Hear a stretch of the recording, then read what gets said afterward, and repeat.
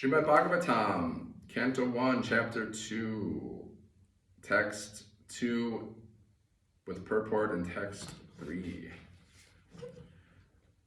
Srila Sutta Goswami said, "Let me offer my respectful obeisances unto that great sage, Shukadeva Goswami, who can enter the hearts of all. When he went away to take up the renounced order of life, sannyas, leaving home without undergoing reformation by the sacred thread, or the ceremonies observed by the higher caste, his father, Vyasadeva, fearing separation from him, cried out, 'O my son!'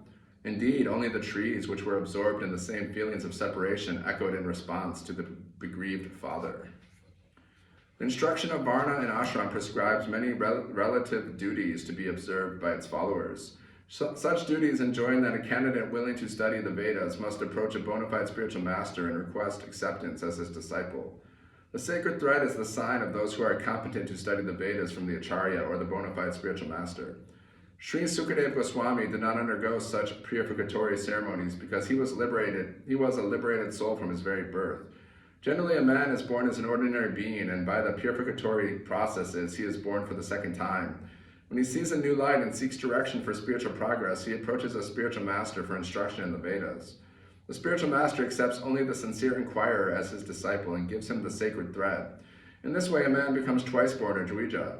After qualifying as a Dvija, or one may study the Vedas, and after becoming well-versed in the Vedas, one may become a Vipra. A Vipra, or qualified Brahmana, thus realizes the absolute and makes further progress in spiritual life until he reaches the Vaishnava stage. The Vaishnava stage is the postgraduate status of a Brahmana.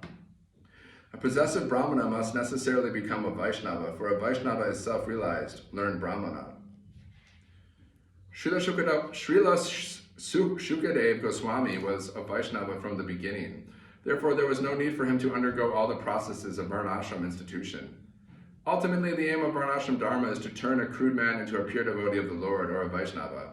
Anyone, therefore, who becomes a Vaishnava, accepted by the first-class Vaishnava, or Uttama Adhikari Vaishnava, is already considered a Brahmana, regardless of his birth due to his past deeds.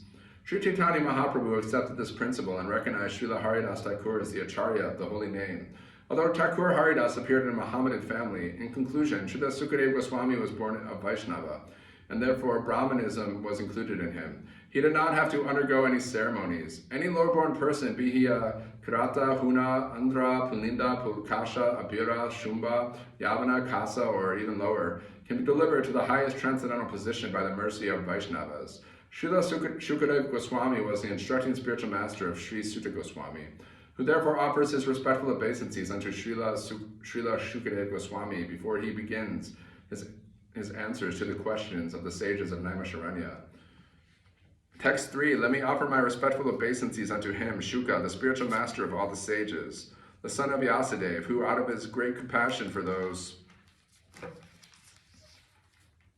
gross materialists who struggle to cross over the darkest regions of material existence, spoke this most confidential supplement to the cream of Vedic knowledge after having personally assimilated it by experience."